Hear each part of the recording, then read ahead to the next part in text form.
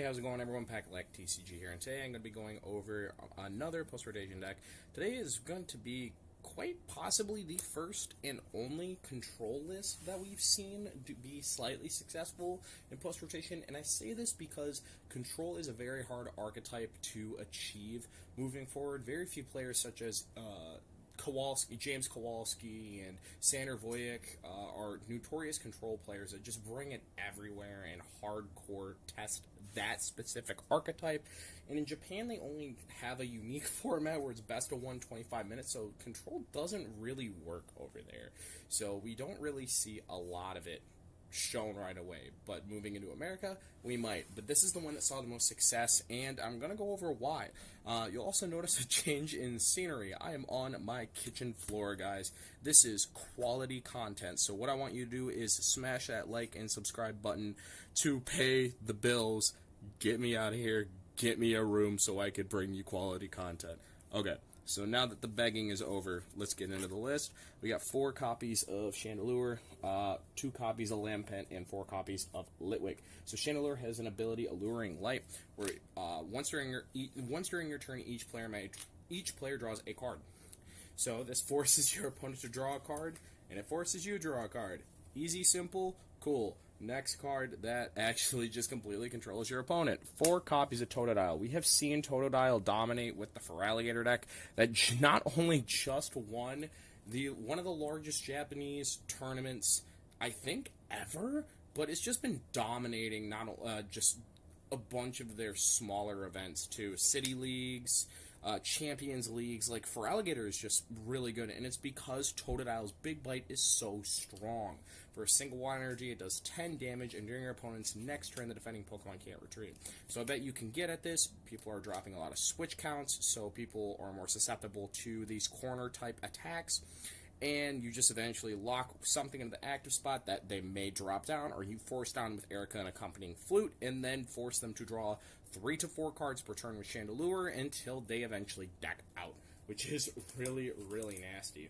And then to support Pokemon, we play a copy of Mimikyu because it's one of the strongest cards in stall control archetypes. Comfey from Stellar Clown because it has Stellar Ground that has the attack Flower Shower. Each player draws 3 cards, so it is a very good late game attack for a single Psychic in order to end games. And then a single copy of Cleffa for Grasping Draw to consistently get resources to your hand. Moving forward into the support alliance, play 4 copies of Arven. I think that's kind of just the easiest inclusion in general for any archetype like this. Arven is just a really strong supporter card moving forward. 2 copies of Iono and 2 copies of Xerosic's Machinations. So Xerosic is I would say, the cream of the crop.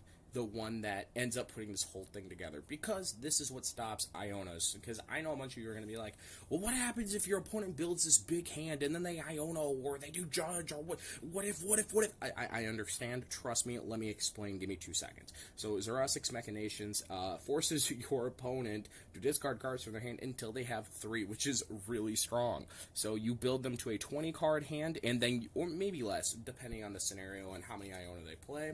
And then use Xerosic's Machination, force them to discard down to 3 cards, and now their Ionos are a lot worse depending on what part of the game it is. If it is late game, of course, it could be neutral, because they could Iono for 3, they already have 3 in hand from a Xerosic, 4 going into their turn, so depending on the scenario, Xerosic is just such a really good card in a deck like this, where it forces them to discard down and speed up their deck out process. 1 copy of Lana's Aid, which grabs all your pieces back. 1 copy of Erika's Invitation. Erika's Invitation looks at your opponent's hand, and then it takes a basic Pokemon. They find they're granted they have a bench slot open, and you drag it into the active spot. It's a very good way to just yank Pokemon that they don't want to drop in this matchup, that you can just easily trap a Totodile and almost end games immediately off of there. And then we play a copy of Eri, because Eri is a very good disruptive card, gets rid of stuff like Night Stretcher, Super Rod, switches in general that they might be holding going into their turn, and then a copy of Boss, because Boss is broken. item cards. We play 4 copies of Buddy-Buddy Poffin and 4 copies of Countercatcher. Must we say more or even elaborate? These cards are absolutely insane in this deck. Just being able to search everything in the deck with Buddy Poffin and Countercatcher being a pivotal point to drag things up to trap with Totodile. Then we play 3 copies of Accompanying Flute, so that if your opponent's trying to hide stuff into the deck via Super Rods or even Ionos, you could eventually yank something out and put it onto the bench. 3 copies of Rare Candy, so that we are able to get into the Chandelures fast. 2 copies of Luxurious Cape to make Totodile's Mimikyu, just in general, 100 more HP, especially because you don't really care about the prize race. Unless you're going to Dragapult. Dragapult, I want to make a full disclosure, is probably not the best matchup, and anything that plays a heavy switch count or Pecharunt. Not a lot of decks play heavy switch count, thankfully. Pecharunt does see a lot, not a lot of play, but it sees play in Zoroark, which is disappointing to say the least, because trapping Darmanitan is hilarious when the only thing they can do is backdraft, and if you don't have a ton of energy in there, they're not doing anything. But yeah, if they play Latios, you don't care, you just trap the Latios unless it's Ogre Pawn Box, which then they can just load up through energy switches unless they prize one of their 2 psychic energies, which is really, really funny. 2 copies of Pal Pad to get your Xerosic, Eri, Boss, just anything you may need back into the deck. 2 copies of Ultra Ball to search out Chandelures and Lampent. 1 copy of Earthen Vessel, so you could do the combination of Earthen Vessel plus TM Evolution, which is the card I flexed for Giacomo. I think I mentioned that earlier, just because I feel like it's a really strong card in a deck like this. Yes, you could Grasping Draw if your hand isn't strong, but if you hide behind Mimikyu and you go TM Evolution plus attachment of like a Psychic or even a Water, you can progress your board exponentially compared to just relying on Rare Candy, and it also doesn't put you at as big of a deficit if your opponent uses Itchy Pollen with Badoo, which is really, really important because you want to be able to trap Badoo for a couple turns as long as it is in play. Still trying to figure out if there's a way to heal your opponent's active spot consistently every single turn. I don't think there is outside of Picnic Basket, but that's a once per turn effect, or because being an item card, so unless there's like something that heals your opponent's active spot, I don't really know. I'm still confuzzled on the or a double turbo about trapping Badoo. The ace spec of choice is Miracle Headset. Miracle Headset is a newer one where you put up to 2 support cards from your discard pile in your hand. Very good for just grabbing any of your 1-ups, even Iono if you want to deck them out faster, or even Xerosic or Arven in case you're in a really weird spot. 1 copy of Rescue Board in order to get Chandelure and others out of the active, and then a copy of Super Rod to get everything back. 1 copy of Artazon to just search out Pokemon consistently as well. And then we have 4 copies of Water and 1 copy of Psychic in case you want to attack with Comfey and Mimikyu. You'll notice no fire. We're not attacking with Chandelure. Nice try, commenter. I know you were getting to that. We're not attacking with Chandelure. That's not a part of strategy. If we're attacking with Chandelure, we're probably losing the game, and you might as well play Turo to Turo yourself at 0 Pokemon on the board.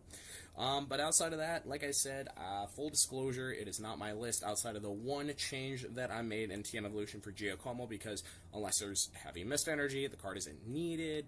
Dragapult is not a very good matchup. Anything with Pecharunt is not a very good matchup, but the combo in its entirety would be going Totodile Lock, getting 2 to 3 Chandelures in play, Xerosic their hand very low, using Countercatcher to trap stuff up, and then eventually deck them out via Comfey's Flower Shower attack. I've seen a lot of your comments, too, that you wanted me to kind of like shadowbox a game to show you guys exactly how things may go. When I get a desk, or when if you guys like live content, which I want you to put in the comment section below if you wouldn't mind seeing live, but you'd be playing against the AI because we don't actually have post rotation yet on there, and depending on the deck, like this deck could be played on live to show you against the AI to kind of like show the consistency, or if you just want to see the physical, or if maybe I made a separate video of like a master class of how to play the deck and then post it later, or even make it exclusive to like a Patreon or Discord exclusive thing if you want to join, which will also be in the description below, along with the list to copy and paste into PTCGL. I thank everyone for watching. Like I said, please subscribe and like for more content so I can get off my kitchen floor, and comment section below what your favorite Pokemon is, and I'll see you guys later.